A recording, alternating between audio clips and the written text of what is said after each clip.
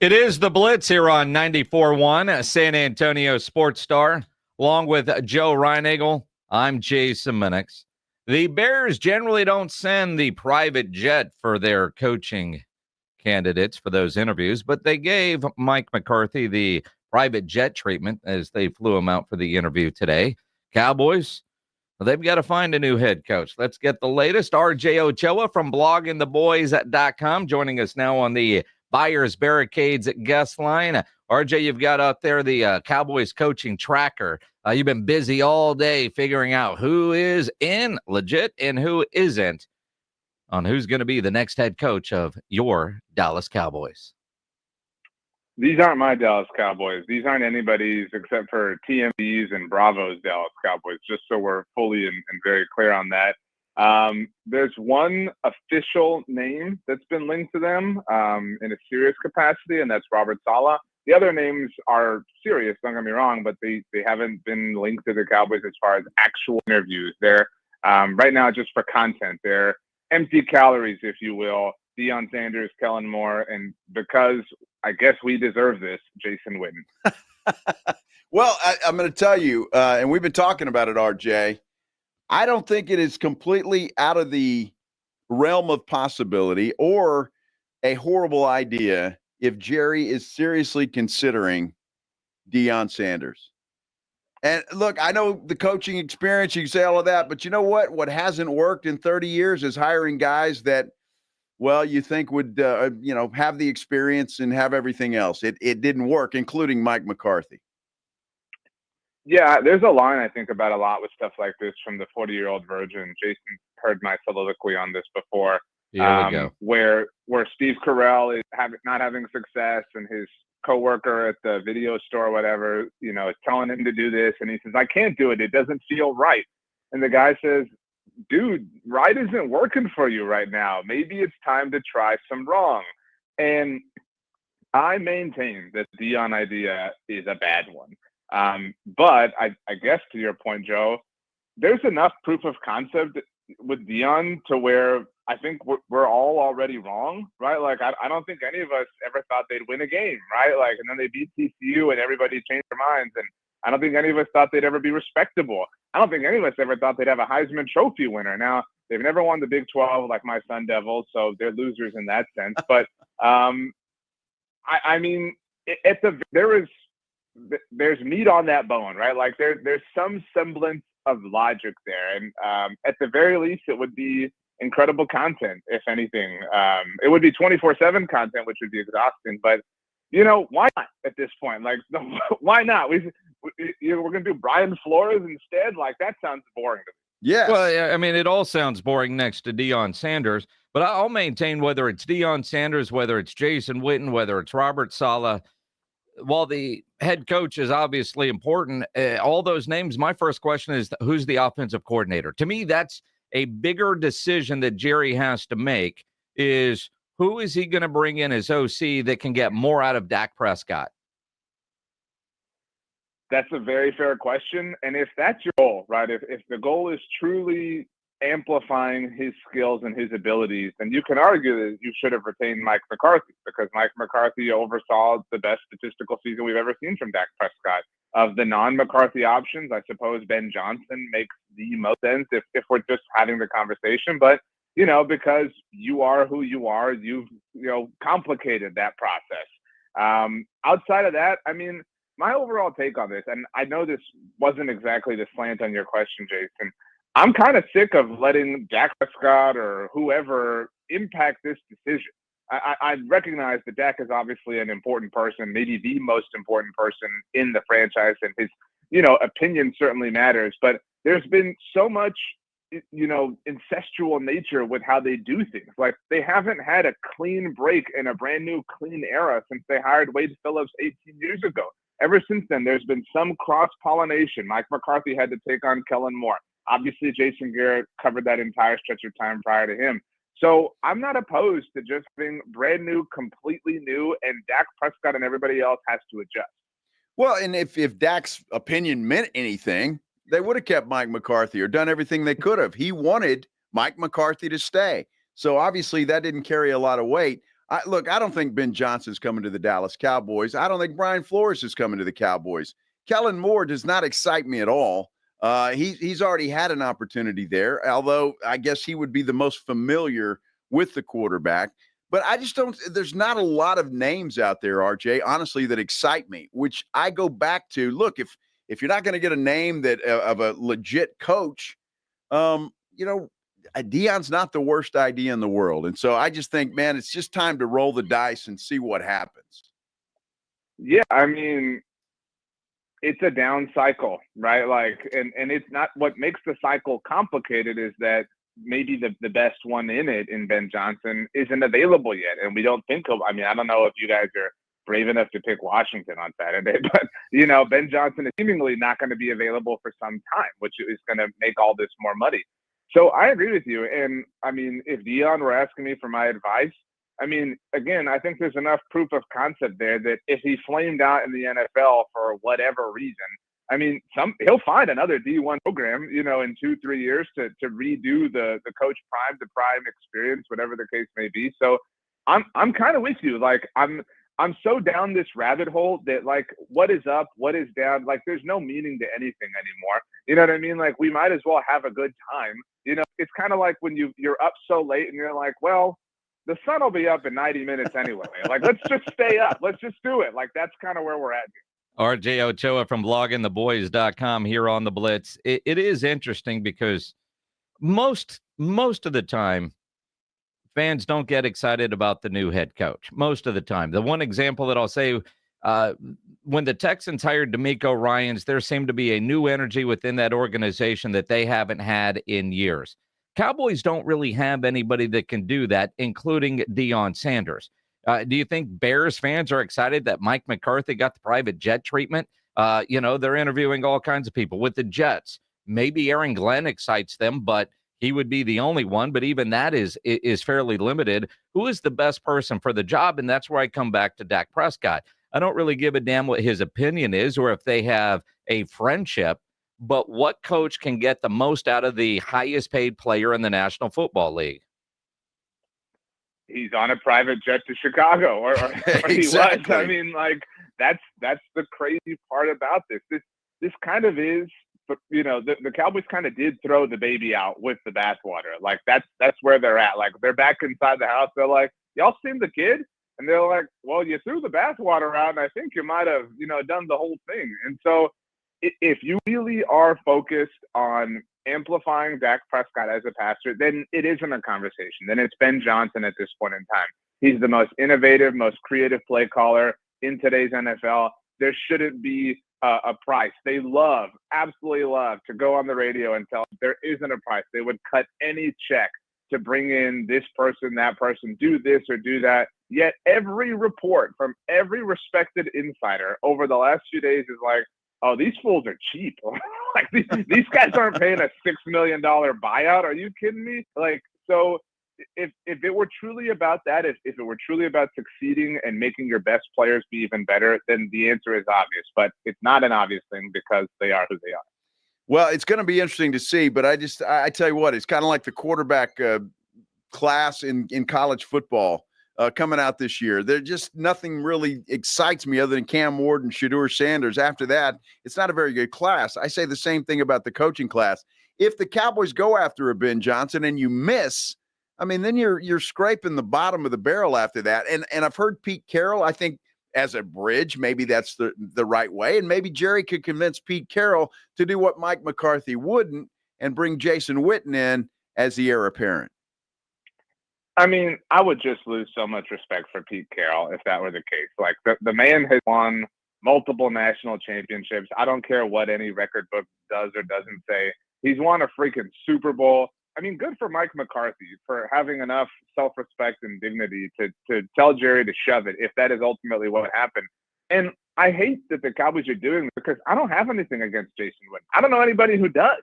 I mean, but we're kind of forced to tell them how stupid this idea is. And, in the process, Jason Witten is catching all of these strays. It's absurd. It's absolutely absurd that Jason has no NFL coaching experience, no collegiate coaching experience. He doesn't even have a full graduating class experience at the high school level yet. And we're over here like, well, he could someday be the Dallas Cowboys head coach.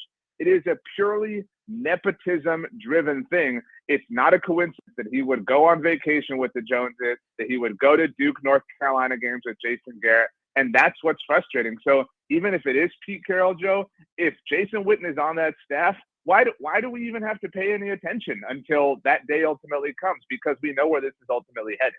RJ Ochoa, bloggingtheboys.com. Despite the what's out there right now, we all know Jerry Jones is a very smart man and a very savvy businessman. He said before the last game of the regular season, hay was in the barn. And decisions it kind of feels like they were already made. I mean, why we went through this week of a dog and pony show and all that, hay was in the barn. Do you think that his interview process, if that's the right word, is a little bit further along than what we realized? Like Robert Saleh is the only one on the list and had a phone call with Deion and, this Jason Witten part of it. Do you think he's done more work behind the scenes and somehow kept it a secret, which is very un-Cowboy-like?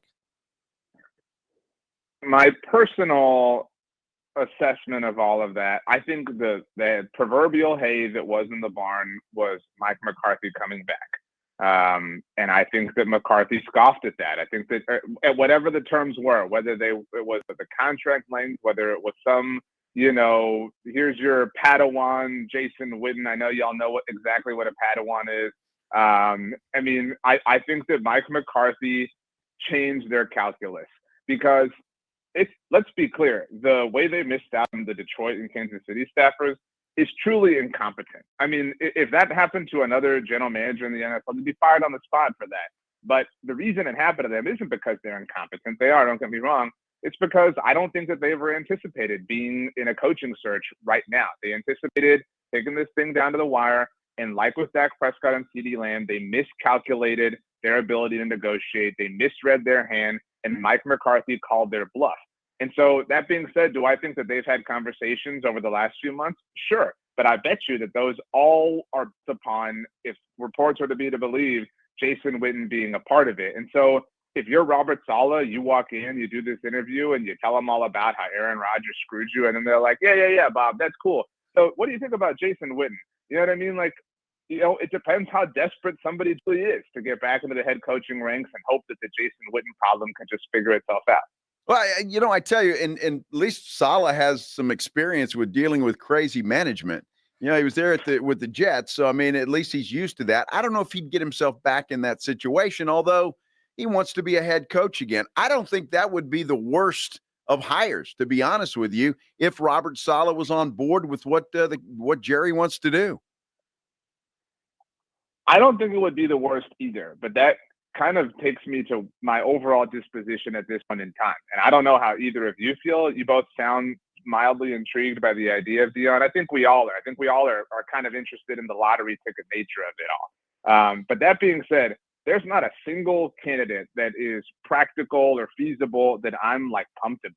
I'm power ranking these by the candidates I hate the least. Like that is truly where we're at here. And correct me if I'm wrong. Like, tell me who your golden goose out there is, Jason, because I don't think there's one.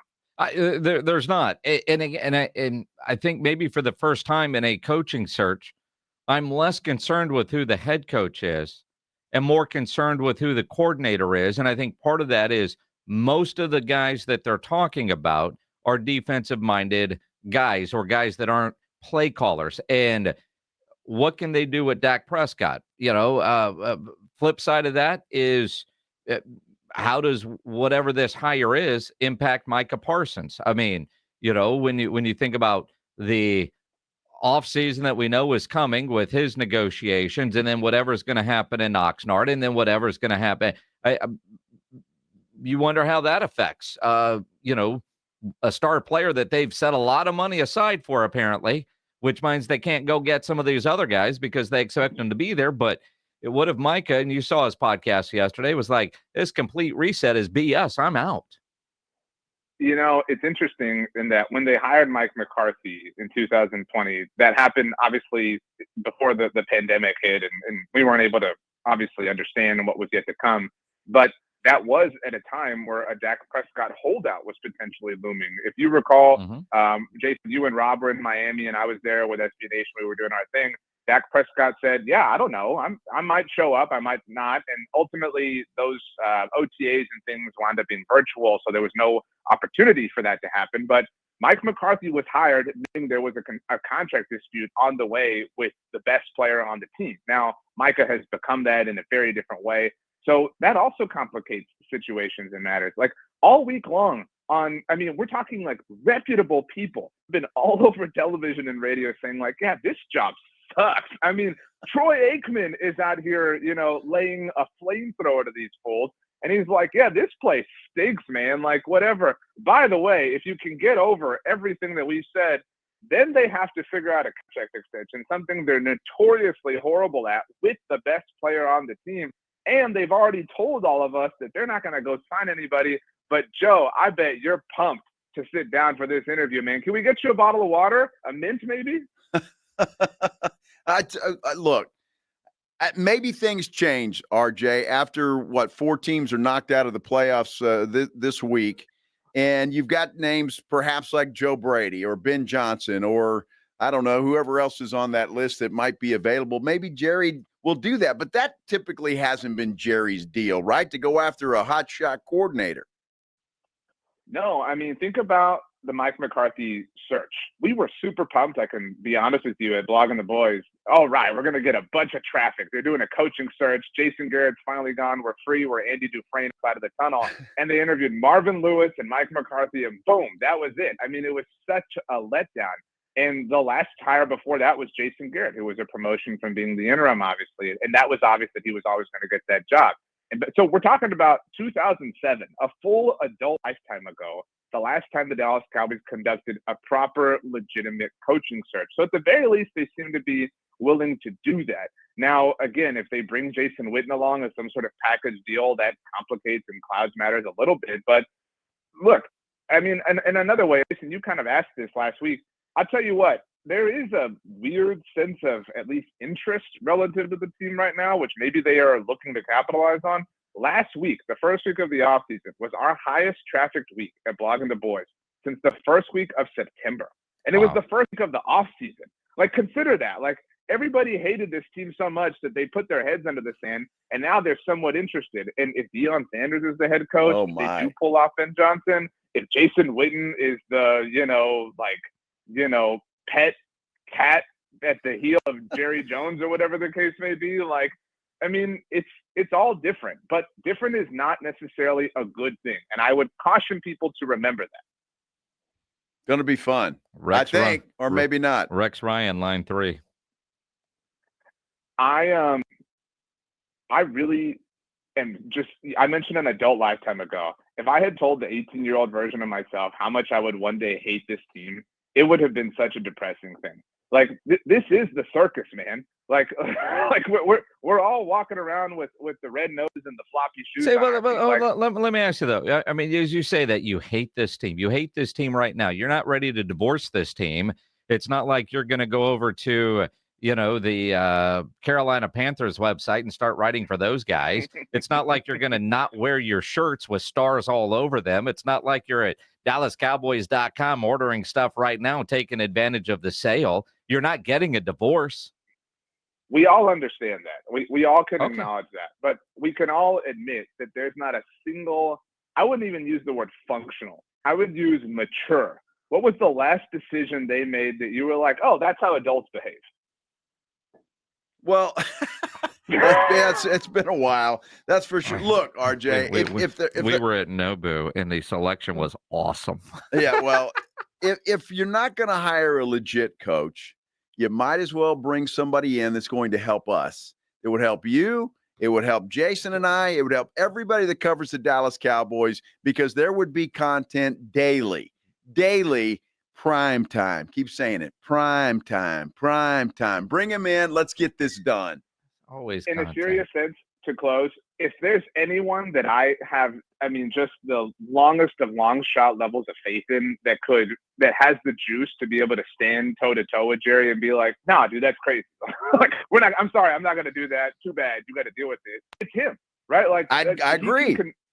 So like, the more that we've lived in this hypothetical reality, the more I am, that might be my preferred option, not because of the logic of it all, but just because it might be crazy enough to actually maybe potentially sort of kind of work.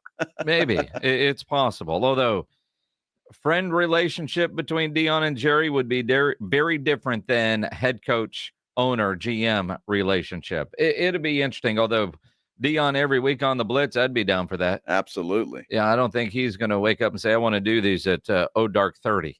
It'll be like Jason Garrett back in the day, 4:30 in the afternoon. Let's go. I think that you two and Prime would make an incredible trio. You guys are like the Hangover crew. I'll let you figure out who's who in that. Yeah, there you go. Yeah. RJ Ochoa, bloggingtheboys.com. Enjoy the rest of the week. We'll keep up with your tracker. Talk to you next Wednesday. Sorry that Texas was exposed as the frauds that they really were. Go Buckeyes. Wow. I like RJ more every day. You know that? No, you don't. Talking sense now. Yeah. Talking sense.